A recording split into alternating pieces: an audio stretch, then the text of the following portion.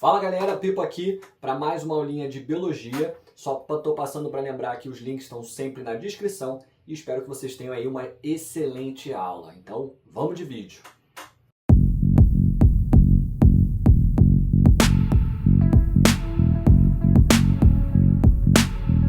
3 de sistemática, aula importante que a gente vai falar sobre as viroses, então um conceito que está cada vez mais presente nas provas de vestibular, uma vez que essas doenças são as mais numerosas conhecidas e também são doenças que realmente a gente não tem muito tratamento, a grande maioria delas não vai ter um remédio que possa curar, apenas tratamos os sintomas, então a gente vai focar muito também nessa ideia.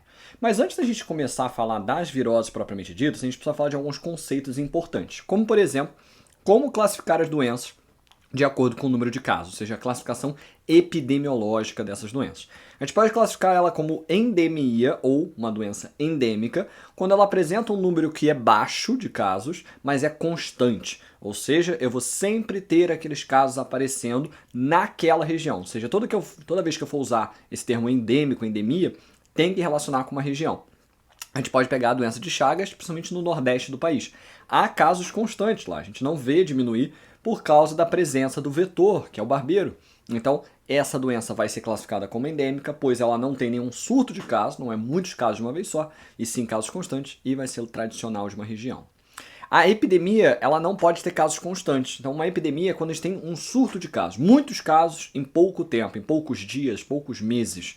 E isso, em geral, vai gerar muito trabalho para a população aí, porque os profissionais de saúde vão ficar muito ocupados. A gente viu isso acontecer na época da Covid. A gente já vivenciou momentos também da sífilis, crescendo muito o número de casos. E praticamente todo ano a gente tem uma epidemia de gripe no inverno, porque a gente vai ver aí um sistema imunológico que pode estar um pouco mais enfraquecido, as pessoas se protegem menos e a gente pode acabar tendo esse risco. Vale dizer que friagem não faz a gente ficar doente, tá, gente? Basicamente, o frio aqui vai estar associado a muitas vezes você ficar com o nariz fungando e muitas vezes você puxando patógenos que você está aqui no ambiente, que você pode estar tocando para dentro do seu corpo. E a pandemia? A pandemia é quando a gente tem, na verdade, várias epidemias estourando em vários locais do planeta. E a gente hoje define a pandemia principalmente como se fosse uma doença que afeta mais de um continente e gera uma preocupação no globo. Ela hoje, assim, ela tem várias formas de a gente pensar o que é pandemia. Hoje quem define se vai ser uma pandemia ou não é a OMS, Organização Mundial da Saúde. Basicamente a ideia é que o termo pandemia ficou tão pesado, tão carregado, que a gente tem que ter muito cuidado quando a gente falar disso. Então, por essa razão, a gente acaba tendo sempre um cuidado ao decretar uma pandemia, pois, por exemplo, durante a pandemia do Ebola, as bolsas de valores caíram muito, foi um susto muito grande, e quando a gente pensou aí, quando foi decretada a pandemia da Covid também, teve o chamado market crash, né? A gente teve aí vários e vários problemas econômicos. Então a gente tem que sim andar com muita calma, mas tecnicamente falando, biologicamente falando, uma pandemia é simplesmente uma doença que tem surtos em diferentes continentes, então está afetando o planeta como um todo, tá? Por isso o termo pandemia. E outros conceitos importantes que a gente também tem que trazer é conceitos que vão estar relacionados às doenças, como por exemplo o nome agente etiológico. Agente etiológico, eu vou aqui simplificar como AE em todas as doenças, é basicamente o agente causador das doenças. Então a gente vai falar aqui dos vírus, nesse caso dessa aula de número 3 sistemática. Mas depois a gente vai ter uma aula de bacterioses, onde o agente causador vai ser uma bactéria. Eu vou ter um agente etiológico também, muitas vezes protozoário, fungo e até vermes. Agora, cuidado para não confundir com vetor. Vetor é o agente transmissor da doença, aquele que apenas transmite, não é quem causa. Então vamos pegar o exemplo da dengue, que é o mais comum que as pessoas acabam confundindo. O vírus DEN1, e aí o DEN2, o DEN3 e o DEN4, que são as variantes, vão ser os agentes etiológicos, agentes causadores. Enquanto que o vetor vai ser o agente transmissor, que é o mosquito Aedes aegypti. O mosquito sozinho não causa doença, ele apenas transmite o vírus que está dentro dele, e aí com isso você fica doente. Outro conceito importante é a ideia de reservatório. Reservatório a gente usa para quando a gente tem a presença do patógeno em alguma substância que pode ser viva ou não. Então o próprio mosquito poderia ser um reservatório do vírus da dengue. Agora, quando a gente fala, por exemplo, de febre amarela, os primatas, como gorilas, podem acabar tendo a presença do vírus. Não afeta eles, mas o vírus pode acabar ficando neles. Então a gente falava que eles eram reservatórios. E por isso o mosquito, ao picar um gorila e depois picar um humano, ele poderia transmitir esse vírus. Acaba sendo perigoso, porque as pessoas começam a achar que temos que sumir com esses animais, exterminar esses animais. Não é verdade. É só controlar também a população desses indivíduos e muitas vezes até vacinar. Mesmo que não faça muita diferença, evitar a proliferação desse vírus neles também vai ser uma ideia. A gente pode pensar isso na raiva. A raiva tem como reservatório qualquer mamífero. Em todos os mamíferos manifesta a doença, exceção de pouquíssimos, como o morcego.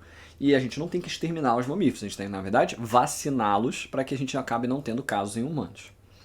E cuidado que o reservatório, muitas vezes, ele também pode ser um hospedeiro. O hospedeiro, a gente vai classificar dessa forma, quando o parasita, de alguma forma, se desenvolve no corpo desse indivíduo. Então, no caso, por exemplo, do vírus da dengue, ele não se desenvolve dentro do nosso querido mosquitinho Aedes aegypti. Ele apenas entra, fica nas glândulas salivárias e de lá ele vai sair para outro indivíduo. Então, ele é apenas um vetor. Agora, quando a gente pensa no Anopheles, que é um mosquito que vai transmitir a malária, o Plasmodium, que vai ser ali o protozoário, ele vai se reproduzir dentro do mosquito e dentro do humano. Então, ambos somos hospedeiros. E aí, nesse caso, a gente vai ter a classificação de hospedeiro intermediário e hospedeiro definitivo. Intermediário, no caso de protozoário, será aquele no qual a gente vai ter uma reprodução assexuada acontecendo. No caso da malária, somos nós. Que é até pior, porque a reprodução assexuada é muito rápida, então são várias reproduções, o que vai provocar lesões celulares e o que provoca os sintomas. Em contrapartida, o mosquito tem como categoria o hospedeiro definitivo, porque no mosquito a gente vai ter a reprodução sexuada acontecendo, que em geral ela é um pouco mais lenta, então menos danosa ao animal, que é o hospedeiro definitivo. Agora, quando a gente usa verme, aí muda a forma de categorizar. Para verme, o hospedeiro intermediário é aquele que abriga a larva, enquanto que o hospedeiro definitivo é aquele que abriga o adulto.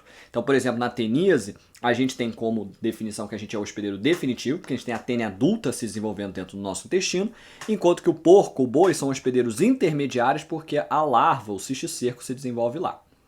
Óbvio que a gente vai ver que a gente também pode atuar como intermediário, a gente vai ver isso depois, mas aí vai depender da classificação da doença. Na teníase em si, a gente é o hospedeiro definitivo. Mas falaremos mais disso em verminoses e protozooses, que aí já são aulas mais pra frente.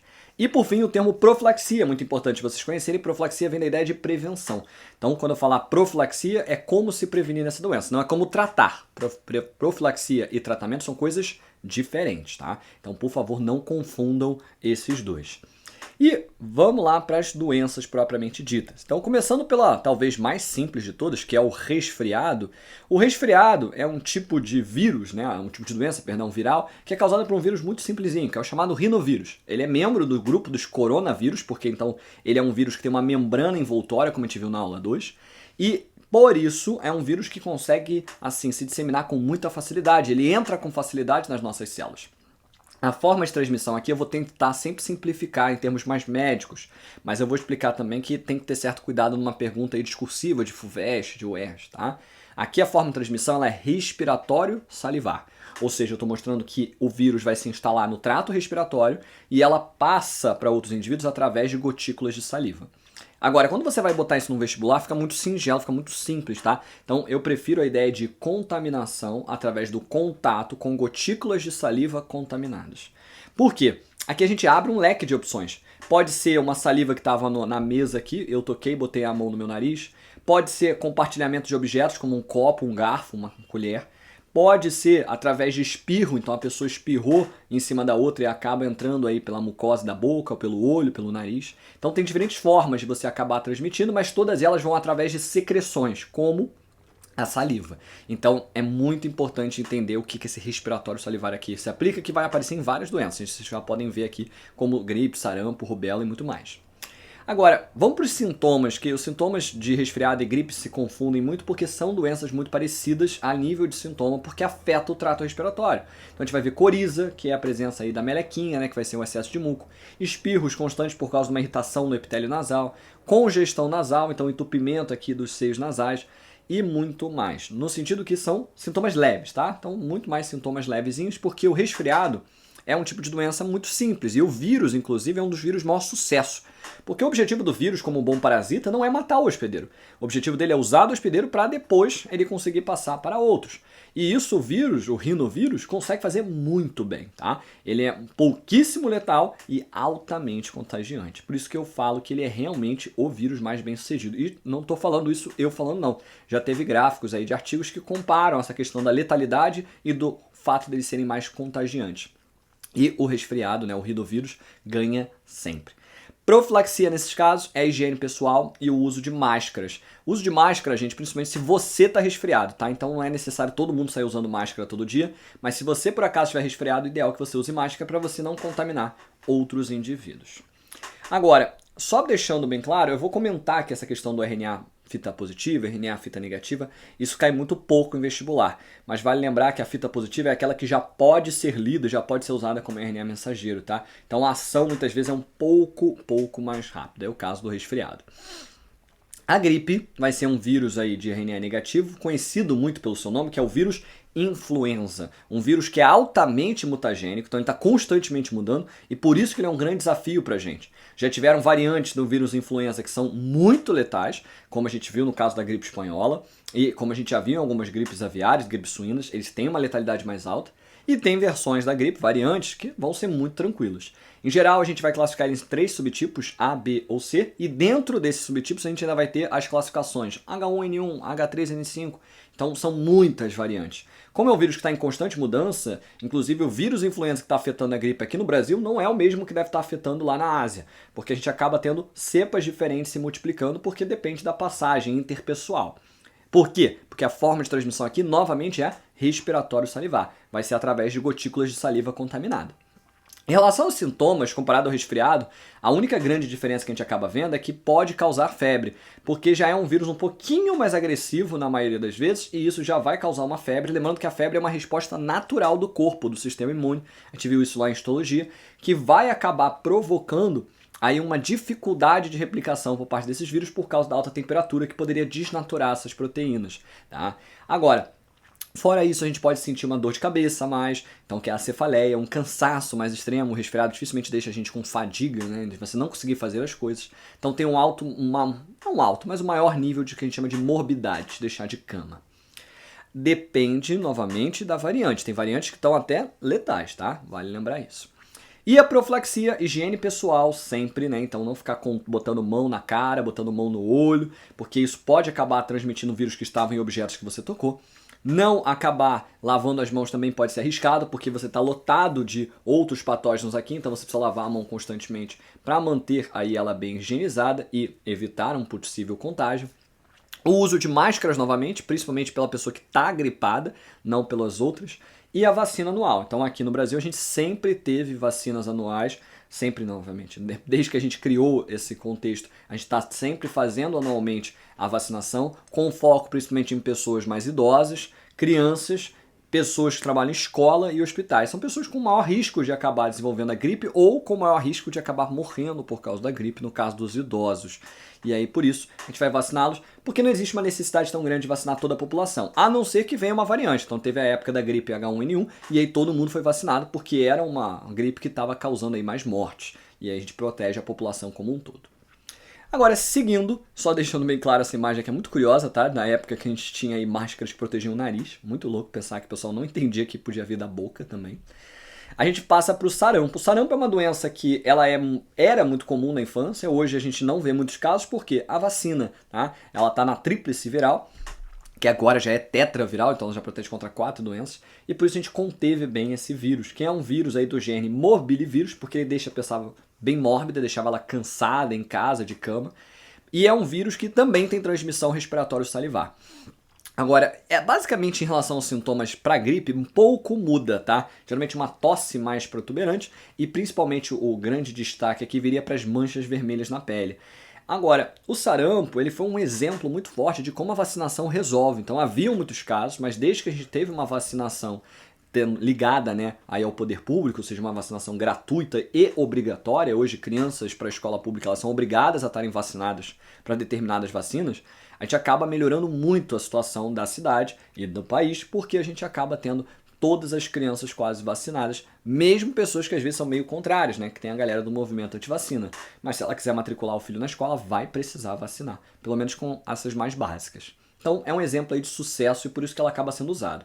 Vira e mexe está tendo alguns pequenos surtos, tá? Isso muitas vezes relacionado ao fato de algumas pessoas estarem burlando essa necessidade aí de vacinar. Em escola particular, não é obrigatório mostrar a carteira de vacinação. E aí por isso tem muita gente que não está tomando, tá? Então, caso você seja um jovem aí que está preocupado com isso, por favor, consulte sua carteira. Se você não tiver vacinado para ela, por favor, vacine-se, até porque não é só para ela, tá? Então, como eu falei, ela era tríplice, agora é tetra, a gente tem aí protegendo para várias outras doenças, como é o caso da rubéola, que está aqui embaixo. A rubéola, ela é muito parecida com o sarampo, tá? Ela vai ser causada por outro vírus, o rubivírus, e rubi aqui de vermelho, justamente porque ela também causa essas manchas vermelhas na pele. Ela também tem transmissão respiratória salivar, mas a rubéola ela se destaca do sarampo principalmente pelo perigo às grávidas. Então, era a última doença a entrar nessa vacina e principalmente ela teve a importância de ser dada a todas as pessoas que já não tinham tomado no passado. Eu, por exemplo, fui tomar, eu acho que eu tinha uns 15 anos. Porque hoje é dado muito jovem. Porque não fazia parte do programa vacinal, mas começou a ser dado porque houve muitos casos de falha no desenvolvimento embrionário ou crianças nascendo com alguma deformidade por causa de problemas durante a gestação. Porque esse vírus, por mais que ele não seja muito forte no indivíduo, ele acabava afetando muito o desenvolvimento embrionário. Então é perigosíssimo pegar rubéola para grávidas e é por isso que é ideal que se a mulher vai querer engravidar ou se ela já está grávida, o ideal é que ela tome a vacina previamente para a rubéola para se proteger desse vírus, tá? Mais uma vez, a profilaxia aqui vai ser higiene pessoal e a vacina. As máscaras aqui pouco fazem efeito, porque raramente a pessoa descobre que está com rubéola. Em geral, quando tem, ela fica em casa. Então não vai contaminar muitas outras pessoas, tá? Mas vacinação muito importante. Repare que até agora a gente falou de 4 doenças e até agora a gente falou de algum tratamento? Não. Não existe tratamento para a grande maioria dos vírus. Ah, mas eu já tomei um antigripal na vida. O antigripal não é algo que vai destruir o vírus influenza. O antigripal ele vai tratando os sintomas da gripe para que a gente possa ficar um pouco mais saudável, na verdade, para a gente possa ficar bem para trabalhar, para estudar, para fazer as nossas coisas do nosso dia a dia, mas eu ainda estou com o vírus dentro de mim, tá? Então tem que ter um cuidado que as doenças virais são as mais estudadas hoje, porque como a gente não tem medicamentos, a gente não pode acabar tendo casos aí de doenças muito letais, como aconteceu com a Covid, como já aconteceu com a gripe, porque a gente não sabe o que fazer. A gente vai ter que ficar tratando os sintomas e torcer que o sistema imune dê conta, tá bom? Agora vamos seguir para mais doenças virais. São muitas, né? Cachumba é uma das mais faladas hoje em dia porque é uma doença mais séria, também de forma de transmissão respiratória salivar, mas é um vírus envelopado, que é o paramyxovírus. O paramyxovírus, por ser envelopado, ele transmite com facilidade, que nem o rinovírus e que nem era o coronavírus. E por isso a gente tem que ter atenção a ele. Até porque, em relação aos sintomas, ele tem um sintoma bem característico, que é esse que aparece aqui na imagem, que é um inchaço da glândula parótida, uma glândula salivar que fica aqui embaixo. Você pode até sentir ela se você fizer esse movimento que eu estou fazendo. E ela incha, podendo inchar inclusive dos dois lados, se afetar os dois lados, e pode até levar ao inchaço dos testículos, no caso do homem, podendo levar à infertilidade. Então é uma doença bem mais séria, tá? Ela pode acabar te deixando muito mais mórbido, ou seja, mais cansado e paradão, e às vezes te leva ao hospital, e infelizmente muitas vezes quando você vai para o hospital, como o seu sistema imune já está comprometido, você pode pegar outro probleminha ali, outro parasita, e isso pode ser letal. Então, muito cuidado com a cachumba, a vacina para ela, outra forma de se prevenir é sempre manter a sua higiene pessoal. Agora, a cachumba é uma doença que uma vez que você pega, é importante que você fique recluso, né? Então não fique próximo a outras pessoas até que você fique aí bem, para que você não possa transmitir esse vírus para outras pessoas. É muito comum ter surtos em escolas, tá? Então, muita gente, muito ambiente, e geralmente começa com alguém que não foi vacinado. E já tive aí alguns surtos nas escolas que eu já trabalhei, e é importante que vocês fiquem ligados em caso de um caso qualquer dentro da escola, checar se já está vacinado. Porque em geral, se a pessoa está vacinada, ela até pode pegar. Lembrando que a vacina, ela previne que você tenha a versão mais grave da doença. Você ainda vai pegar caso você tenha contato. E aí, em geral, as pessoas vão manifestar poucos sintomas e aí fica mais tranquilo. É bom ficar protegido, né? Agora, eu chego na próxima doença, que é, de longe, de todos que a gente conversou, talvez a mais perigosa, tá? Que é a catapora. Hoje, a catapora está sendo muito estudada porque a gente viu que ela pode reincidir se transformando numa outra doença. A gripe, ela sempre vai ter esse perigo, porque a gente falou, pode surgir uma variante muito letal, a gente não vai saber o que fazer. Mas hoje a catapora está provocando dores extremas em pessoas aí mais velhas. Por quê? A catapora é causada aí pelo herpes vírus, ele é o agente etiológico. Ele é um vírus de DNA, ou seja, uma vez que você pegar esse vírus, ele se associa ao nosso DNA e você para sempre vai ter o material genético dele. A gente acreditava na ideia de que como ele entrava no nosso DNA, a gente uma vez pegava a catapora, nunca mais pegaria na vida. E de fato, catapora dificilmente vai voltar a aparecer, que é aquela doença clássica onde a gente vai ter aí as erupções na pele, essas manchas vermelhas que eram na verdade feridas que coçam a beça, uma febre intensa e essa coceira muito característica. Agora, no caso Quando esse vírus reincide, quando ele volta a se multiplicar, ele não está causando mais a nossa querida catapora. Ela vai causar uma doença muito mais séria, que é o herpes zoster. Herpes zoster vai ser um tipo de doença onde a gente tem feridas, tá? Geralmente mais amareladas aparecendo na pele e que vão afetar os nervos, causando uma dor extrema, como se fossem agulhas entrando pela sua pele constantemente. Eu já tive relatos de pessoas que tiveram e falam que é difícil de dormir, é difícil de pensar, é difícil de comer, é difícil de fazer tudo, tá? E por que aqui a gente está falando tanto sobre catapora? Porque a maioria das crianças e dos jovens tem vacina para catapora. Na minha época de criança, eu tenho 30 anos, não tinha, tá? Eu tive que tomar depois e é muito importante que quem não tomou na época quando criancinha, que tome depois. Por quê? Eu tive quando criança, infelizmente. Na época, inclusive, era muito comum para os pais acabarem levando as crianças para terem catapora o quanto mais cedo, porque em adultos já era uma doença mais séria, então era mais fácil você pegar jovem, que passava em poucos dias. Mas hoje a gente vê que isso é uma prática errada, porque você, como é um vírus de DNA, você vai acabar ficando com esse material genético. E você pode ter essa reincidência na herpes zoster. Mas existe vacina para justamente caso seja reincidente, caso ele se multiplique, você consegue conter os sintomas de uma forma mais breve. Por exemplo, eu já tive uma aluna jovem, 17 anos, que teve herpes zoster e para ela durou apenas uma semana as feridas e a dor. Foi muito rápido. Enquanto tive uma professora com quem eu trabalhei que teve herpes zoster e para ela as dores passaram por 6 meses. Então é muito desagradável, tá? Então para quem tem aí os pais que não estão protegidos, que não estão vacinados, vale a pena buscar. Essa vacina para herpes zoster não é gratuita, tá? Estão estudando, dizem, para torná-la gratuita, mas ela é paga, mas vale o investimento, uma vez que é uma doença muito dolorosa. E cuidado, a herpes vírus 3 então é igual uma herpes? Tecnicamente sim, tá? A gente tem uma classe de vírus aí que são os vírus da herpes e a catapora vai ser causada por um deles, que é o herpes vírus 3. 1 e o 2 vão causar aquela clássica herpes na boca ou genital, dependendo da região que ela vai acabar se manifestando, tá bom?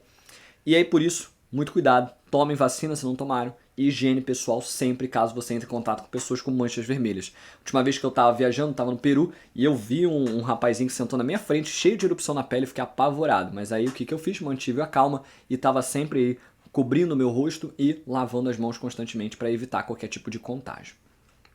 Mas vamos seguir. Poliomielite. Poliomielite que dá origem aí ao nosso grande mascote do SUS, o Zé Gotinha, porque a poliomielite, que é causada pelo poliovírus, ela tem um outro nome também conhecido como paralisia infantil, é uma doença seríssima, né? Então como o nome já estava apontando, ela é mais clássica em crianças e ela provocava a paralisia dos membros. Eu já tive um colega de infância que tinha, tá? Teve, na verdade, a poliomielite e ele continuou paralisado por causa desse vírus. É um vírus que é o primeiro que a gente vai estudar aqui que não tem transmissão respiratória salivar, a transmissão é fecal-oral, e vamos definir o que é isso. Fecal da ideia de que sai nas fezes, oral porque você vai acabar se contaminando através de água e alimentos contaminados. Numa prova de vestibular, para deixar mais descrito, eu diria que seria o contato com o vírus presente na água e alimentos contaminados que serão ingeridos, para deixar bem completo. E essa forma de transmissão faz com que a gente acabasse tendo vários casos de uma vez só. Porque se a água da cidade estivesse contaminada, muitas pessoas acabariam tendo aí a poliomielite. E já foi, tá? Muito perigoso. Da época que meus pais eram crianças, era uma doença que, assim, botava medo nas pessoas. Ela causa de início uma fadiga, um cansaço extremo, que vai evoluindo para uma fraqueza muscular até o ponto que a pessoa não consegue ficar em pé e ela tem os seus músculos paralisados, tá? A pessoa geralmente fica aí semelhante a um cadeirante por causa de paraplegia. Ela perde menos o movimento dos braços, mas ainda assim tem uma certa deficiência no movimento dos braços, o que não é interessante. Agora, a profilaxia, que é o que a gente mais fala, que ela tem uma vacina que ficou famosa, que é a vacina Sabin. Sabin é um cientista que descobriu esse tipo de vacina, ele que criou, que é a vacina da gotinha. Ela é duplamente inteligente. Primeiro porque você vai pingar uma gota e não vai furar uma criança. Isso, só disso já conquista todas as crianças. Eu, por exemplo, detestava a vacina. Eu gritava no ouvido dos enfermeiros e das enfermeiras, era um saco para eles. Porque eu tinha muito medo de agulha, tenho até hoje. Agora, quando a gente tinha a vacina da gotinha, minha mãe falou que até eu estava feliz no dia indo pro posto de saúde, abraçar o Zé Gotinha. Então a gente transformou numa coisa muito bonita, muito feliz. Uma tristeza que hoje, né, 2025, que eu tô gravando esse vídeo, a gente vai ter aí uma mudança onde a gente vai ter a vacina da gotinha sendo retirada e agora apenas vacinas injetadas, tá? O que é bem chato, né? Agora, muito importante que vocês saibam que essa vacina ainda existe, tá? Ela inclusive vai ficar aí disponível para venda, mas o poder público vai acabar investindo nessa vacina injetável. Funciona similar, mas qual é a grande perda? A vacina C, por ser de gotinha, ela provocar uma resposta natural que é como se fosse uma resposta a qualquer tipo de patógeno, né? Então era parte aí do vírus, então por isso gerava uma resposta no nosso sistema imune e a criança muitas vezes ficava espirrando, fazendo secreção pelo nariz. E como criança, né, bem criancinha que toma a vacina da gotinha, fica mexendo na mão e mexe na criança, e no parquinho, na creche, acaba se misturando, era muito curioso que os antígenos ficavam nessas secreções. E aí com isso você passava essa possibilidade de imunidade para outras crianças. Então é uma vacina genial, tá? Já tentaram fazer isso para outras doenças, não é tão simples, tá? Mas, por exemplo, para cachorro, a vacina para gripe canina é também feita dessa forma, tá? Como se fosse gotinha. E outra forma de prevenção, saneamento básico. O problema de saneamento básico é que a gente depende da cidade, né? Então, dependendo da cidade que cada um está, a gente não vai ter acesso a um saneamento básico de qualidade, tá? Aqui no Rio de Janeiro, por exemplo, já teve altos e baixos. Hoje a gente tem uma grande estação de tratamento de água, mas ainda assim a água chega tão suja que vai saber se de fato essa água está chegando bem tratada. Fora que a tubulação da cidade, quanto mais antiga, aqui no Rio de Janeiro a tubulação é bem antiga em várias regiões da cidade, a água não chega com muita qualidade porque ela acaba sujando na própria tubulação. Então é ideal usar um filtro em casa, mas o filtro não é garantia de que você não vai ter a presença do poliovírus. Então por isso, vacina é o mais importante. E aí vamos lá para uma muito similar, né, em questão de sintomas e transmissão, mas em transmissão, mas em sintomas ela vai ser bem diferente, que é a hepatite A. A hepatite A, ela vai ser causada pelo hepatavírus C. Hepatite vem da ideia de inflamação no fígado. Então o sintoma clássico aqui vai ser uma falência inicial do fígado. A hepatite A de todas as hepatites é a mais leve, tá? Então ela não provoca uma falência aí do fígado, não provoca cirrose, mas ela vai provocar uma dificuldade no funcionamento do fígado de uma forma provisória, enquanto o nosso corpo dá conta desse vírus.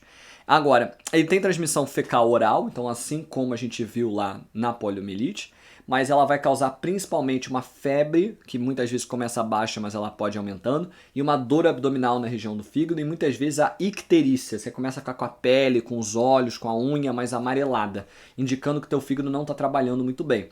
Se já é uma pessoa que faz uso de muito remédio ou ingere muita bebida alcoólica, o fígado pode sofrer bastante, tá? E a pessoa pode até ficar internada. Mas em geral, o nosso corpo dá conta desse vírus com mais facilidade. Existe vacina, então é ótimo que as pessoas se vacinem, tá? E a gente tem aí o saneamento básico também como uma solução. A hepatite A, ela não é uma vacina muito comum, ela é mais recente, tá? Então é sempre importante checar se vocês por acaso já tiveram aí essa vacina no currículo de vocês. Eu, por exemplo, já peguei hepatite A, não foi muito tranquilo, eu era jovem, tal, época de faculdade, fiquei aí um pouco meio de cama e tal, bem cansado. Fui no médico para descobrir o que é e no exame de sangue deu que estava com hepatite A e depois aos poucos eu tratei. Óbvio que nessa época você tem que cortar total bebida, cortar qualquer remédio. Na época eu gostava de fazer exercício, tive que cortar o whey também e creatina, porque pode levar aí um exercício muito intenso do fígado e do rim e é bom de deixar o nosso corpo trabalhar, o nosso sistema imune trabalhar e se livrar desse vírus, tá? Então vale a pena. Aonde eu acho que peguei isso, que é sempre mais importante, acredito eu, tá? Aí água mesmo. Eu na época estava estudando na UERJ, a água era muito suspeita, eu parei de tomar água lá. Muita gente falou que eu estava sendo doido, mas assim, eu em casa só tomava água filtrada, então o bebedouro lá vira e mexe estava com água meio esquisita, então vai saber onde que eu possa ter pego isso. E eu descobri naquela época que eu não era vacinado, porque passou na minha época por causa da minha idade, e aí na própria UERJ eu fui lá e tomei a vacina, tá?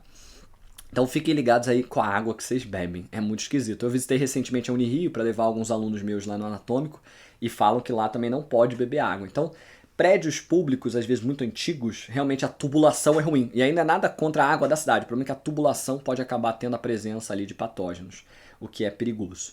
E temos as hepatites B e C, tá? E aqui eu boto no slide junto, mas aqui eu separo. São doenças parecidas, tá? Então o hepatavírus e o B e o hepatavírus C, ambos vão ser transmitidos através do contato com sangue.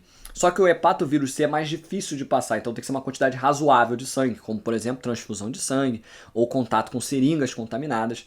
é mais difícil de fato da transmissão rolar, diferente da hepatite B, que é bem simples, tá? Rolava muito com tatuagem, que é a agulha contaminada, e pode ser transmitida através do contato sexual desprotegido. Os sintomas são muito parecidos, né? Então, uma dor abdominal, uma icterícia mais forte e elas são doenças crônicas. Então, você não sente muitos sintomas por alguns anos e depois você vai tendo os sinais que seu fígado não vai bem. E pode levar a cirrose, tá? No caso de hepatite B, que é seríssimo, em geral você só resolve com um transplante. A gente não consegue se livrar, tá?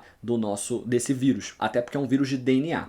No caso da hepatite C também é crônico, mas é um vírus de RNA e também pode levar a cirrose e você pode acabar tendo que fazer um transplante de fígado, porque não tem solução além disso. Em relação à hepatite B, a profilaxia aí vai ser a vacina que a gente tem, justamente por ser uma doença mais séria e por ser um vírus de DNA a gente desenvolveu a vacina, coisa que não existe para hepatite C. O uso de preservativos, uma vez que pode ser transmitida no contato sexual desprotegido. E o uso de seringas descartáveis, testagem do sangue, todo esse cuidado para não manipular sangue de outros indivíduos, tá? Agora, no caso da hepatite C, não posso usar o preservativo, não vai fazer diferença, porque não há transmissão pelo contato sexual e também não tenho vacina, tá? Então, muito cuidado com o uso de seringas, que no caso dos hospitais hoje é totalmente assim incomum você ver uma seringa sendo reutilizada, a maioria das seringas são descartáveis, que gera um outro problema, né, que é a questão do plástico, mas isso fica para aula de ecologia, e a testagem do sangue, né? Então muitas vezes a pessoa pegava fazendo aí simplesmente uma transfusão sanguínea, eles não testavam nos hospitais. Mas desde a pandemia da AIDS a gente começou a ter essa prática em quase todo mundo de testar o sangue que é recebido pelos bancos de sangue para você não dar um sangue contaminado para uma pessoa, tá bom? E muito, muito importante entender que hoje tatuagem está cada vez já melhor, mas ainda tem locais onde a pessoa fica reutilizando a agulha, então se você vai fazer tatuagem, muito cuidado, tá? Onde você vai fazer, às vezes pagar barato, você vai ficar com a tatuagem e vai ficar com uma doença. Então, muito cuidado com isso, por favor. Agora vamos lá para dengue. Dengue é uma das doenças que mais cai no vestibular, porque é uma doença muito comum aqui no Brasil. Ela é transmitida por um mosquito muito comum nas cidades do Brasil, que é o mosquito Aedes aegypti, mas o agente etiológico, o agente causador é o vírus da dengue, tá? Que é um arbovírus, arbo porque ele vai ser transmitido aí por mosquito e geralmente ficava em regiões florestais, antigamente, hoje é uma doença urbana, e esse tipo de vírus ele é do flavivírus, que a gente vai ver que é muito similar com o vírus da febre amarela. Ele possui 4 subtipos, que a gente chama de DEN1, DEN2, DEN3 e DEN4. Tá? Então você pode pegar dengue até 4 vezes e ter como se fosse nova. O teu corpo não reconhece, tá, esse vírus. Então é uma doença, sim, muito perigosa. Cuidado com a forma de transmissão. Eu chamo aqui de zoonose, isso é um termo mais genérico, porque zoonose é qualquer doença transmitida por animal. Agora, se for perguntado em prova qual é a forma de transmissão da dengue, a resposta tem que ser picada no mosquito, de preferência botar fêmea, Aedes aegypti contaminado. Tem que botar o Aedes aegypti sublinhado, porque é nome científico, e você precisa também falar que ele está contaminado. Porque o mosquito sozinho, o mosquito sem um vírus, ele não transmite doença. Então, o mosquito que nascesse aqui nessa sala, nesse quarto, a gente não veria ele transmitindo a doença agora, porque ele não picou ninguém com o vírus, tá bom? Em relação aos sintomas, a gente vai ver aí sintomas bem clássicos, né? Que para quem já viu qualquer anúncio de dengue sabe que é febre alta, dor no corpo, cansaço, manchas vermelhas na pele que vão causar aí pequenas hemorragias na pele. E existe um risco hemorrágico, tá? Então, infelizmente, pessoas podem morrer por causa da dengue, porque a dengue vai comprometer a nossa produção de plaquetas e aí com isso a pessoa não vai coagular o sangue. Eu já tive uma amiga que teve e ela ficou um tempão, tá, no hospital, acho que umas 2 semanas, porque as plaquetas dela não subiam de volta à normalidade. E aí não é que ela estava passando mal, ela já estava bem, mas como as plaquetas dela estavam em baixa, o hospital não pode liberar, porque qualquer corte que ela tiver, que ela não perceber, principalmente cortes internos, ela pode sim ter uma hemorragia que pode ser letal, que pode levar a um choque chamado de hipovolêmico, quando tem muito pouco sangue circulando no nosso corpo. Então é uma doença que sim pode ser letal. No ano 2024, né? No verão de 2024, a gente teve muitos casos e esses casos acabaram levando a muitas mortes, então tem que ter um cuidado muito grande.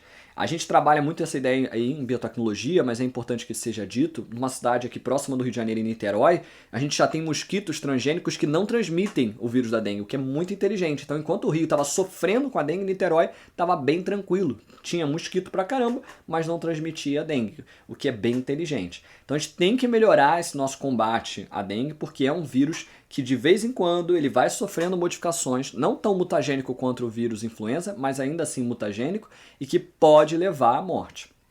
Agora, em relação à profilaxia, hoje a gente tem vacina, não teve por muitos anos, mas finalmente foi liberado depois desse grande evento epidêmico aí de 2024.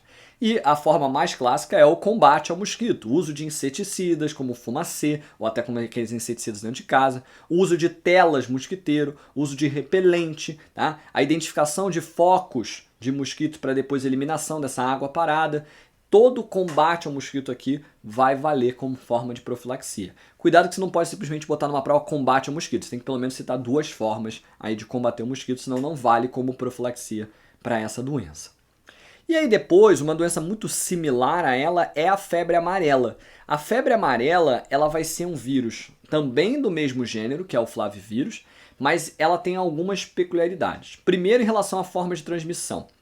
Ela vai ter como forma de transmissão também através da picada do mosquito Aedes aegypti infectado, mas ela também tem a sua versão rural, que é a versão que vai aparecer principalmente em regiões florestais, como na Amazônia. Tem um mosquito, que é do gênero Haemagogos, que tem a capacidade de transmitir também esse vírus. Então, a febre amarela, diferente da dengue, que é uma doença urbana, a febre amarela aparece tanto em regiões mais rurais e mais florestais, quanto em regiões urbanas.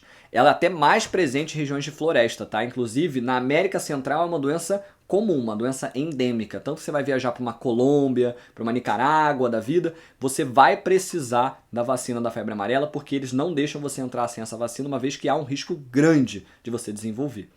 Ela, como o nome já diz, febre amarela, porque os sintomas são semelhantes à dengue, mas tem um sintoma muito característico, que é a icterícia, porque ela acaba afetando o nosso fígado, que vai fazer um acúmulo de bilirrubina e nosso olho fica amarelo, como aparece aqui nessa imagem, a unha fica amarelada e até a própria pele fica um pouco mais amarelada, tá? Essa seria talvez a grande diferença em relação à dengue. A profilaxia não muda, também é o combate aos mosquitos. No caso do Haemagogos é um pouco mais difícil, né? Como é que você vai eliminar um foco de mosquito no meio da floresta? Tem poça por aí, né? Principalmente floresta amazônica que chove quase todo dia. E vacina. E aí é outra vacina, não é a mesma vacina da dengue. É uma vacina, na verdade, que a gente já tem há mais tempo, tá? Até porque a febre amarela é mais séria do que a dengue. E é uma vacina que, como eu falei, ela é dada em vários países e até necessária para você, às vezes, sair do país e visitar outro país aqui nas redondezas. Então tem que ficar ligado no caso dessa doença. Agora, para a gente falar sobre duas que são muito similares à dengue também, mas que estão ficando aí cada vez mais distantes da nosso conhecimento. Perdão, está fora de ordem, deixa eu botar aqui para baixo. A Zika e a chikungunya. A Zika e a chikungunya foram duas doenças que começaram a ter casos aqui no Brasil na época da Copa do Mundo e da Olimpíada. Tá? Então foi uma época que aqui no Rio de Janeiro a gente recebeu dois grandes eventos, né? E em outras cidades do Brasil a gente teve a questão da Copa, né? Foram espalhados pelos estados do Brasil. E algumas pessoas ali do continente asiático acabaram trazendo com elas o vírus da Zika, que é o Zika vírus, também do gênero flavivírus, e o vírus chikungunya, que é um outro arbovírus aí de outro gênero, que é o alfavírus. Esses dois vírus vieram com essas pessoas que estavam doentes, a gente tenta assim, apaziguar, provavelmente não estavam tendo sintomas, mas são vírus que também são transmitidos pelo mosquito Aedes aegypti. A gente não tinha casos porque não tinha ninguém com vírus aqui, tinha um mosquito. E aí juntou uma coisa com a outra e a gente acabou tendo aí as transmissões acontecendo. Uma coisa muito louca, né, é que isso não veio na Copa ou na Olimpíada, assim, veio nessa época. Né? A gente teve o primeiro caso de Zika, aparentemente vindo para cá, depois de uma competição de canoagem polinésia. Quem faz canoagem polinésia, né? Então, muito louco pensar que foi uma competição pequena, né, que trouxe um indivíduo aí com essa doença e que depois afetou muito. Teve muita gente nas Olimpíadas que não veio, tá? Atletas que se recusaram a vir com medo do Zika vírus. E aí, por que esse medo? Os sintomas são muito semelhantes à dengue, mas eles podem ser um pouquinho mais fortes, eles podem provocar manchas vermelhas na pele e tiveram vários casos de bebês com microcefalia caso a mãe pegasse Zika. Então, como é o caso aqui do bebezinho da imagem. Essa criança acaba não vivendo muito, tá? Ela até nasce muitas vezes, mas não vive demais por causa de um crescimento aí pequeno do nosso encéfalo. É um tipo de condição muito, muito difícil, né? E muito dolorosa para os pais. E por isso que na época, eu lembro, mulheres grávidas não saíam de casa, elas tinham muito medo de sair de casa porque qualquer mosquito que aplicasse poderia estar carregando aí o Zika vírus. Então, realmente é uma doença muito chata e que bom que a gente não está tendo muitos casos mais de Zika vírus, mas ainda há um caso ou outro, tá? Mas como há poucos casos, a chance da transmissão vai diminuindo e que bom que está controlado. Não tem vacina, então a única forma de profilaxia é o combate ao mosquito. E a chikungunya, ela também é muito similar à dengue, mas o grande sintoma diferencial aí seriam as dores articulares, que doem pra caramba. Eu tive um amigo que teve chikungunya e essas dores geralmente se mantêm por meses depois de você já ter tratado a doença. Então, no caso, meu amigo ficou 6 meses com problemas nas articulações por causa aí de uma contaminação pelo vírus chikungunya. Também transmitido pelo mosquito Aedes aegypti infectado, então tem que haver um cuidado. Inclusive, o mesmo mosquito pode transmitir mais de um dos vírus, caso ele tenha aí esteja transmitindo. É raro, mas acontece. Então tem que ter muito cuidado, tá, com esses vírusinhos, que são vírus perigosos e similares à dengue. É importante você também saber diferenciá-los.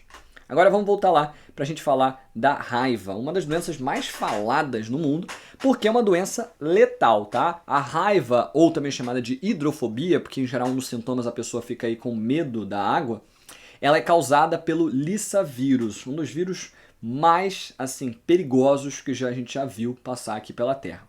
Ela tem uma forma de transmissão muito simples, que é contato de saliva de qualquer mamífero com mucosa ou com ferimento. Então, às vezes, até um arranhão provocado por um cachorro com raiva já pode contaminar, porque ele vai latir, então a saliva dele vai acabar caindo bem na ferida que ele te provocou. Então, tem que ter muito cuidado com esses animais. Eles geralmente vão estar com essa baba, né, espumosa, que a gente acaba sendo característico da raiva, e muitos animais ainda, infelizmente, acabam desenvolvendo essa doença que vai ser letal para eles. A gente controla muitas vezes com vacinas, né? Então quem tem pet em casa sabe que tem que vacinar para raiva todos os anos mesmo. Então é uma vacina anual. E a gente tem vacina também para humanos, até porque não é todo animal que a gente consegue vacinar. E muita gente fala muito do morcego, que ele é um transmissor. Na verdade, o morcego é muito falado porque ele pode pegar a raiva, mas como o sistema imune dele funciona diferente, ele não é hiperinflamatório, o animal não morre de raiva. Um dos raros mamíferos que não morre por causa do Lissa vírus. Mas ele pode sim ser um transmissor. Mas aqui no Rio e aqui no Brasil a gente tem pouquíssimos mamíferos, tá? Morcegos, perdão, que vão acabar atacando humanos. Em geral, a grande maioria ele é frutívoro, ele se alimenta de frutas. Então, não há tanto risco. Como é que funcionam os sintomas? A gente vai sentir uma febre muito intensa, a hidrofobia vai ser característica, que evolui para espasmos musculares e eventualmente uma paralisia e a pessoa morre com o corpo paralisado, tá? Não podendo respirar, morre para asfixia porque o diafragma não funciona. Então, uma doença muito séria, uma história curiosa que já vazaram, né, muitos dados da época de Guerra Fria e de Segunda Guerra, de pessoas experimentando, né? E tem ali alguns estudos muito escondidos, né? Vai ter muita gente que desmente, governo, que eles trabalharam em modificações, né, da raiva. Inclusive, do ponto de vista da cultura popular, o vírus zumbi, que tanto se fala em The Walking Dead e muitos outros programas, é uma variação do vírus da raiva, né? Então, o animal passa para outro mordendo e justamente ele fica raivoso, ele fica atacando. Inclusive, os primeiros relatos, né, da cultura popular de zumbis, eles tinham medo da água. Tem alguns filmes que retratam isso, falam que o melhor local para você acabar se escondendo é em ilhas, porque eles não vão conseguir nadar por causa da hidrofobia. E a ideia do vírus zumbi nada mais é do que o vírus da raiva que não mata o indivíduo, ou seja, ele fica nesse estado raivoso, sem controle corporal por muito tempo. Tá? Então dizem, né, que pessoas poderiam ter testado com ele para tentar modificá-lo. Graças a Deus que não deu tudo errado, né, e não deu certo. E a gente torce realmente para que tenha dado tudo errado, porque manipular vírus, gente, é realmente uma loucura. E é arriscado demais. Você pode ter um país querendo produzir uma arma biológica dessa e pode acabar chegando no próprio país deles. Então, tomara que eles nunca façam algo do tipo. Agora, vamos lá continuar para o condiloma acuminado. Outra doença que hoje em dia os vestibulares estão voltando a cobrar por causa do perigo e principalmente para alarmar a população. Na minha época de faculdade, quando eu tinha 19 anos, a gente teve aí uma notícia que apareceu no jornal, sim, na época tinha jornal físico, que 2/3 da população entre 18 e 26 anos tinha aí a presença do vírus HPV no seu corpo, o que foi assustador, assim, eu lembro claramente de entrar na sala e todo mundo meio que se olhar assim, caraca, 66,6% aqui tem HPV estatisticamente falando. Não é obrigatório, né, mas assim, pensando principalmente no jovem, é bem tenso de pensar.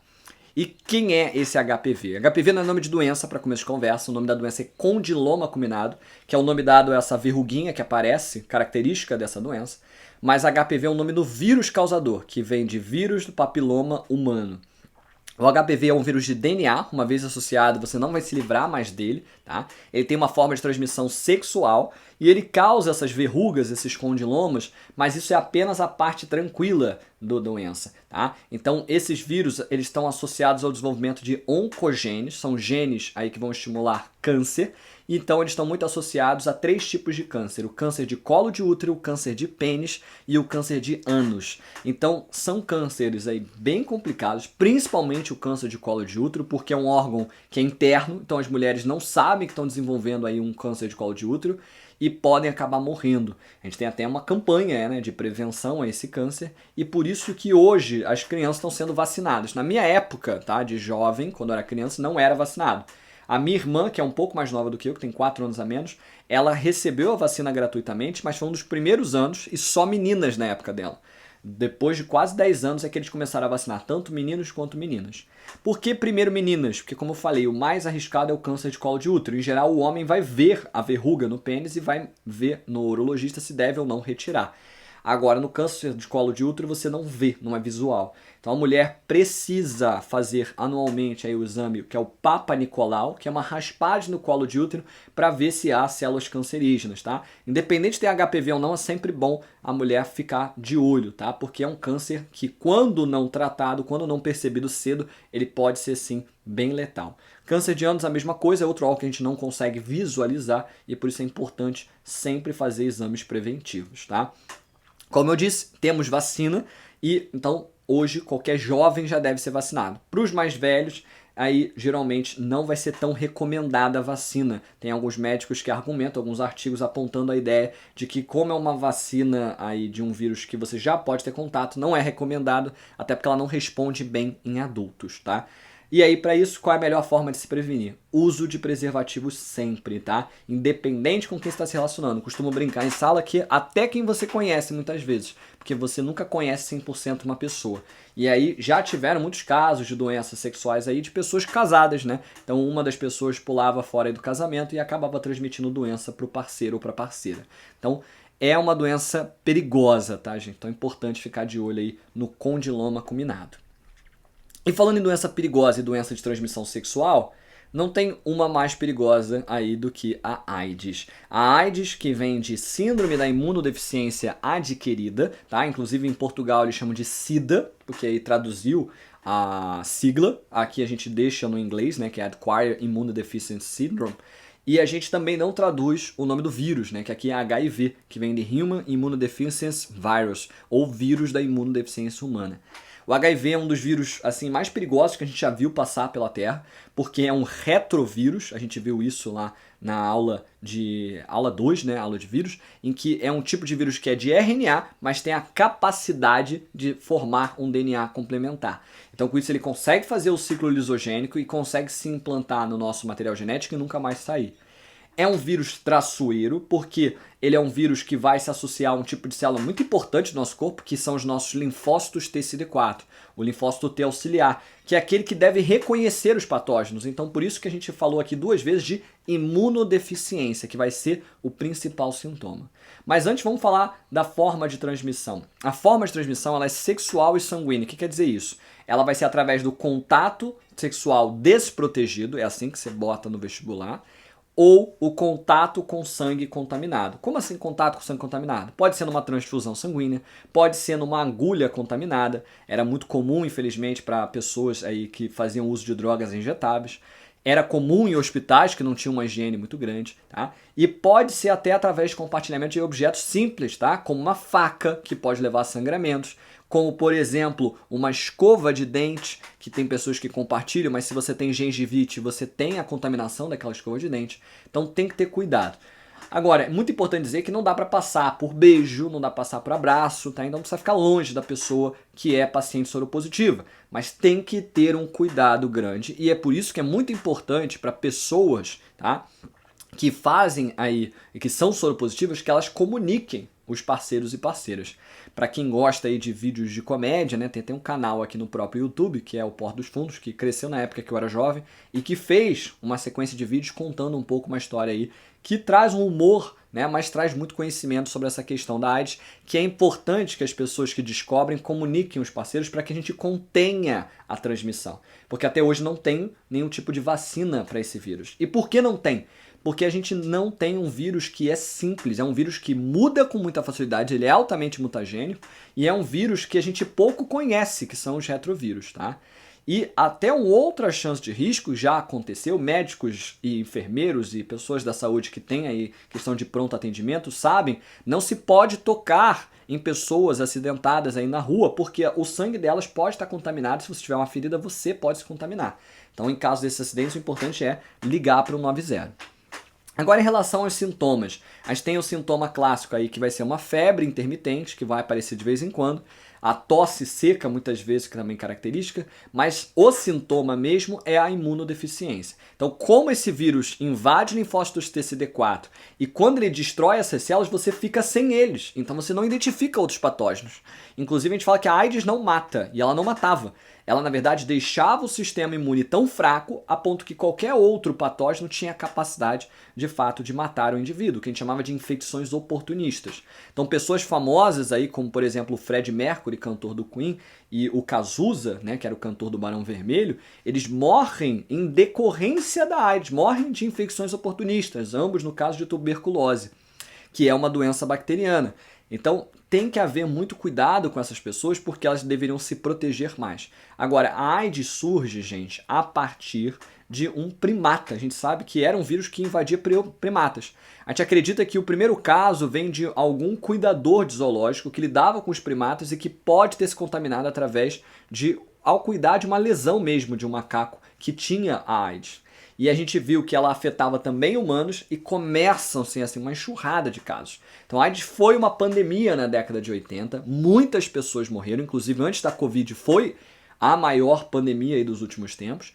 E ela era muito perigosa porque a gente não sabia como era transmitido de início. Até descobrir demorou-se muito tempo e até tomar os cuidados reais a gente também demorou muito. Então muitas pessoas pegaram por transfusão no hospital. Elas iam lá porque precisavam de sangue e recebiam uma bolsa, mas a bolsa estava contaminada.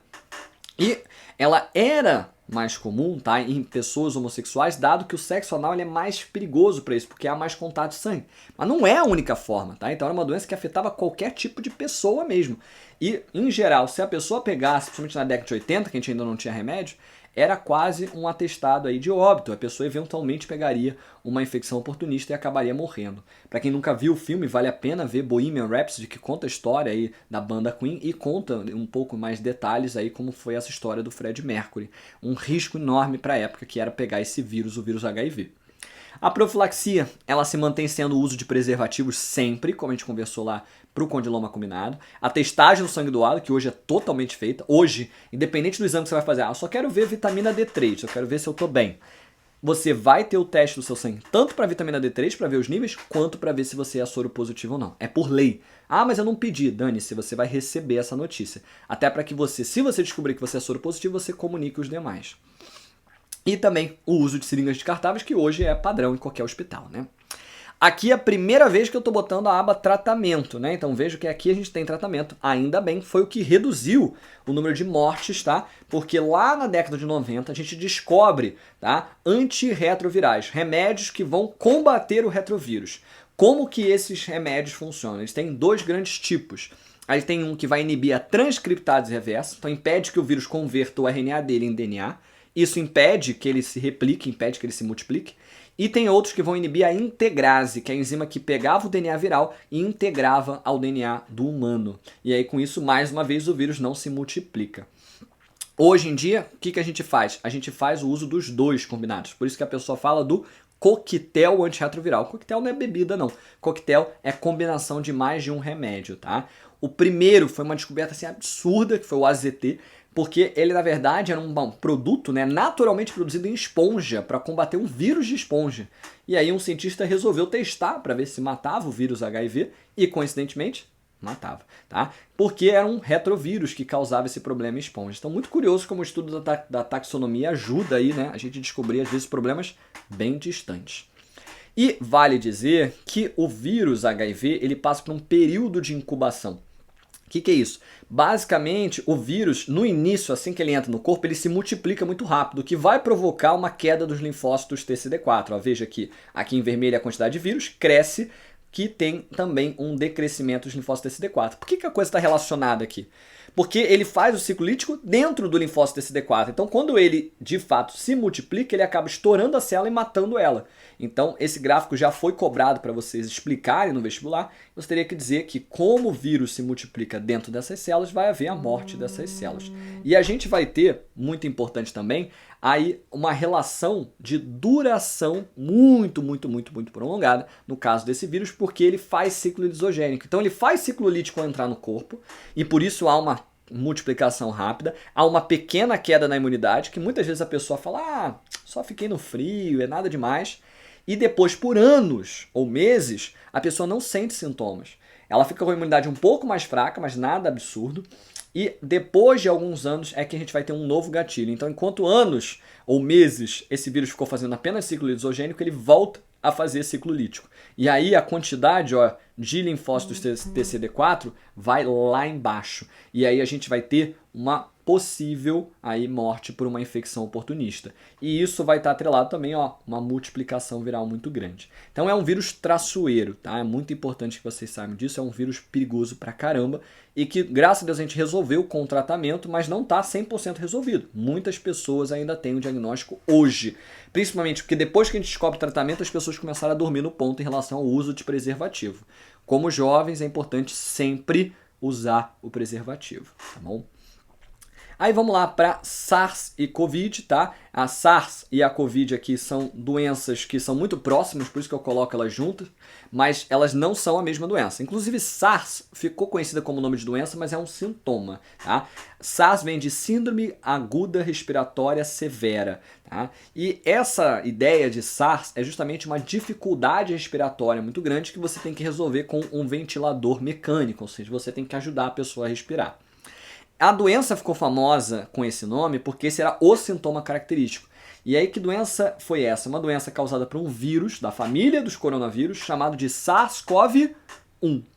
Ele surge em 2001, um ano que a gente ainda estava aí por muito tempo atrás, lá no continente asiático também, mesma história similar aí da Covid. É um vírus que a gente acredita que também saltou de um outro animal e que também tinha transmissão respiratório-salivar. Tá? Agora, aonde moravam as diferenças? O SARS-CoV-1 ele só era infectante, ele só era contagiante quando a pessoa estava manifestando sintomas. Então, por isso foi fácil controlar, porque as pessoas só passariam para outras quando estavam tossindo e já muito cansadas e de cama. Então, a gente conseguia isolar essas pessoas e todo mundo que já teve contato com ela e não deixava essas pessoas saírem daquela região para que não houvesse mais transmissões. Tanto que foi um princípio de pandemia, mas nunca chegou, tá, a vários países. Então foi uma doença que a gente conseguiu controlar muito rápido. E ela serviu muito de aprendizado quando surge o SARS-CoV-2, ou seja, outro vírus, mas muito similar porque provocava sintomas similares. E aí por isso ele ganha esse nome e ele é o causador da Covid-19. Lembrando que CO vem de coronavírus, né, V de vírus, e ID aí muitas vezes de identificação. E 19 foi o ano que a gente teve o primeiro caso. Olha o nome da doença, né? Então a Covid ela ganha um nome de doença que as pessoas acharam que não ia ser nada. E esse foi o grande perigo da Covid. No início, os médicos acreditavam que ia ser uma doença que a gente ia conseguir resolver muito rápido, mas não era. E por quê? Porque o SARS-CoV-2 ele era perigoso porque ele era transmissível mesmo antes da gente manifestar sintomas ou apesar de não manifestar sintomas. Então a pessoa podia estar normal na rua, vivendo a vida dela sem um tipo de tosse nem nada e ela já estava contaminando outras pessoas. Até por isso, qual foi a solução no caso da Covid quando a gente descobre isso? Manter as pessoas em casa, tentar pelo menos. Por quê? Aí sim a gente não teria a transmissão acontecendo de uma pessoa para outra. É muito difícil manter as pessoas em casa, por isso o uso de máscaras era necessário. Nesse caso, diferente da gripe, não é por apenas pessoas com sintomas, e sim qualquer pessoa, porque qualquer pessoa podia estar portando o vírus e ela não sabia que estava infectando outras pessoas e possivelmente matando outras pessoas. Então foi um vírus muito perigoso, muito sério e que provocou uma pandemia que deixou a gente em casa boa parte aí de um ano e para algumas pessoas boa parte de alguns anos, tá? Uma vez que tinham pessoas que tinham a imunidade debilitada, pessoas, por exemplo, transplantadas, pessoas com hipertensão tinham mais chance, uma vez que o receptor ACE2 era mais presente em hipertenso, então era o receptor no qual o vírus entrava nas nossas células. Então era realmente uma doença perigosa e ainda é. Temos casos ainda de Covid, por mais que o vírus selecionado da Covid foi aquele que é menos letal, e hoje temos vacina já há um tempo. Então por isso que não tem muitas mortes associadas mais a essa doença hoje. Mas a gente não sabe quando pode vir uma nova variante, como vem aí de vez em quando um influenza mais perigoso. Então é um vírus que a gente não deve esquecer. Em relação aos sintomas, era uma febre muito alta, a dificuldade respiratória, que era a síndrome aguda respiratória severa, e, infelizmente, em muitos casos, possivelmente um óbito. Tá? A profilaxia hoje é basicamente a vacina. Para SARS não tem, mas é uma doença que foi controlada, tá? Então não há casos mais de SARS, por isso que eu não boto aqui. Mas a vacina só foi feita para Covid mesmo. A gente chegou a desenvolver princípios de vacina para SARS, o que serviu de base para a vacina da Covid, mas ela nunca chegou aí a público, até porque a gente conseguiu conter a doença antes mesmo de precisar dessa vacina. Tá? E a higiene pessoal, que vai ser muito importante para ajudar. Vale lembrar que questões assim que envolvem a pandemia estarão sempre em altas. Eu acho que foi um momento assim muito relevante na nossa história, relevante negativamente, mas que marcou realmente a nossa história. Então é importante ficar ligado. Outros pontos que eu acho que vale lembrar é que é um vírus envelopado, é um vírus que tem uma membrana, então por isso que lavar as mãos com água e sabão era a melhor solução, porque o sabão acabava dissolvendo os lipídios dessa membrana. E lembrar que a gente tinha uma proteína muito importante, chamada de proteína spike, que serviu como base para muitas vacinas e que era a proteína que era usada para entrar nas células, tá? Que acabava se ligando a esse receptor que era o ECA2 ou ACE2 no inglês. Mas vamos aí seguir para a próxima doença. Varíola. Varíola que foi a nossa primeira grande doença resolvida por uma vacina, tá? Então foi uma doença já erradicada. A gente tem variantes desse vírus, né? Como teve a monkeypox, né? Que era a varíola de macaco. Ela não era de macaco, né? Foi uma varíola que começou em primatas, mas que saltou para a nossa espécie, então ela era humana. E é um vírus de DNA perigosíssimo, causava bolhas na pele, e um tipo de infecção que gerava muita dor e muita coceira, e era letal na época, porque a gente não tinha nenhum tipo de tratamento, até hoje em tese não tem, mas foi na época que Edward Jenner, o grande criador das vacinas, teve a brilhante ideia de desenvolver esse tipo, tá, de profilaxia. O que ele pensou? Ele pegava o pus dessas bolhas e injetava em pessoas saudáveis. Ele imaginava, isso era palpite dele, de que nessa bolha continham partes do patógeno que poderiam levar à imunidade sem causar de fato a doença, porque ele sabia que ali no pus é onde estava rolando o processo inflamatório, ou seja, estaria ali o agente causador de uma forma mais enfraquecida. E funcionou, muito louco que ele fez isso primeiro numa criança, né, assim, totalmente antiético, mas a mãe implorou para que ele testasse essa nova técnica no filho dela, e de fato o filho nunca pegou varíola e nunca morreu de varíola justamente porque estava protegido. E aí foi a base, né, para o surgimento das vacinas, e que ótimo, né, que aconteceu essa história, que ótimo que o Edward Jenner teve essa ideia, porque até hoje é uma das melhores formas da gente evitar mortes por doenças virais, uma vez que tratamento não tem, tá? Agora vamos seguir para alguns vírusinhos menos conhecidos, tá? Como é o caso do rotavírus e de outros como herpes e ebola. Rotavírus é um tipo de vírus que pouco se fala, porque ele é um vírus que a gente facilmente resolve e que tem vacina, tecnicamente falando. Salvo engano, não está no nosso calendário de vacinas gratuitas do SUS, mas é possível vacinar. Ela vai ser através do contato com a água contaminada e alimentos contaminados, é fecal oral. E esse rotavírus, ele já caiu em algumas provas aí um pouquinho mais específicas, principalmente particulares de medicina, porque é um vírus muito curioso. Ele é de dupla fita, mas é de RNA. Então, é estranho, né? RNA não era para ter fita simples? Sim, mas em vírus existe RNA de fita dupla, tá? É o caso do rotavírus. E ele provoca uma gastroenterite, ou seja, uma inflamação no estômago, no intestino, que provoca uma forte diarreia e vômitos excessivos. Criança, a maioria das vezes já pegou. Quando você é vacinado, você ainda pega, mas você vai ter sintomas muito mais leves e por isso que vale a pena se vacinar, tá? Outro vírus aí que pouca gente fala, mas que também tem uma importância a gente conhecer é o ebola.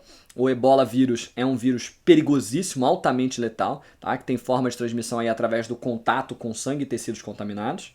A gente tem como sintoma principal aí as hemorragias intensas, que depois acabam levando a óbito, mas também pode provocar uma febre, uma diarreia severa que desidrata a pessoa, tá? Não chega nesses casos, em geral, no rotavírus. E a gente tem como profilaxia principalmente a higiene pessoal e evitar aquela região. Veja que higiene não é só lavar as mãos, não. É realmente vestir essa roupa toda de proteção aqui, porque é um vírus muito, muito, muito perigoso, tá? Ela fica basicamente em dois países, o Zaire, que é o atual Congo, e o Sudão. São dois países assim lindos, lindos de natureza, mas que hoje não são visitados porque ninguém quer entrar naquela região e arriscar acabar pegando aí o ebola. O ebola, inclusive, houve uma época que a gente tinha muito medo dele, né? Mas hoje ele está muito controlado ali na região. A gente não resolveu o problema, mas pelo menos está contido naquela região. Mas é um vírus muito letal. Ainda é. Ele está cada vez menos letal, então a gente está conseguindo aí estudá-lo e usar certos medicamentos para reduzir a letalidade, mas ainda assim é muito perigoso, tá? E por fim, o herpes vírus, que vai ser um tipo de vírus muito comum na população, mas pouco se fala muitas vezes, porque ele só causa essas bolhas aqui na altura da boca ou na região genital. A forma de transmissão é através do contato dessas secreções com mucosa ou contato sexual. E a gente não tem muitos outros sintomas além aí de uma coceirinha também nessa região. É um vírus de DNA, então uma vez que você pegou, para sempre você vai ter, e ele fica reincidente. Então, em geral, você tem uma queda de imunidade, essas bolhas aparecem, e aí é muito cuidado para não compartilhar objetos, para não sair beijando pessoas assim, ou tendo relações desprotegidas, porque você pode passar esse vírus que gera um incômodo, tá? Ele não chega a ser um problema muito grande, mas gera um incômodo bem chato, tá? A profilaxia, no caso da higiene bucal, da bucal, é higiene pessoal, então não compartilhar objetos, e no caso da sexual, o uso do preservativo. E só para fechar, que a gente já vai chegar na aula de número 4, eu gosto de falar também, junto de vírus, de uma doença que não é causada por vírus, e sim causada por um prion. Prion é uma proteína causadora de doença. Só tem uma que a gente conhece, que é a encefalite espongiforme, que ela ficou conhecida como mal da vaca louca. O mal da vaca louca foi muito devastador para o gado europeu e para o gado americano, ali, norte-americano, porque é um tipo de doença que a gente não entendia. É uma proteína que consegue estimular a maior produção dela e que vai levar, tá, a inativações de determinadas sinalizações celulares. Ela vai acabar impedindo que a célula se desenvolva e pode provocar a morte celular, principalmente de neurônios. E aí, com isso, o encéfalo do animal virava uma esponja. Hoje em dia, assim, pouca gente tem coragem de estudar, porque é um tipo de molécula assim que a gente não tem noção de como que ela pode ser tão letal e que é muito fácil de ser transmitido. Sinceramente, é qualquer contato com tecido. Pode ser por sangue, pode ser por ingestão, pode ser por água, pode ser por contato direto. Então, é perigoso, tá? Hoje, inclusive, várias fazendas, né, onde a gente tinha criação de gados que foram diagnosticados aí com mal da vaca louca, a gente não tem mais nada lá, foram abandonadas como se vai Chernobyl, tá? E por isso tem que ter um cuidado muito grande, porque é um vírus que vai matar. Inclusive, mal da vaca louca é porque vai degradando o encéfalo do indivíduo e com isso ele acabava se comportando que nem louco e por isso que ganhou esse apelido, essa doença. A profilaxia principalmente é a fiscalização de bancos de sangue de animais e o uso de descartáveis e EPIs, tá? Porque realmente, assim, a nível de escala de proteção de laboratório, o que lida com PRIO é o mais protegido de todos, tá? A nível de biossegurança 7. E por isso tem que ter muito cuidado com isso. Mas eu gosto de comentar só porque mais curiosidade. Só vi aparecer em vestibular uma única vez, tá bom? Bom, por hoje é só. A gente depois continua na aula de número 4, que a gente vai falar de bactérias e bacterioses, tá bom? Mas ficamos por aqui. Até uma próxima. Um grande abraço e valeu!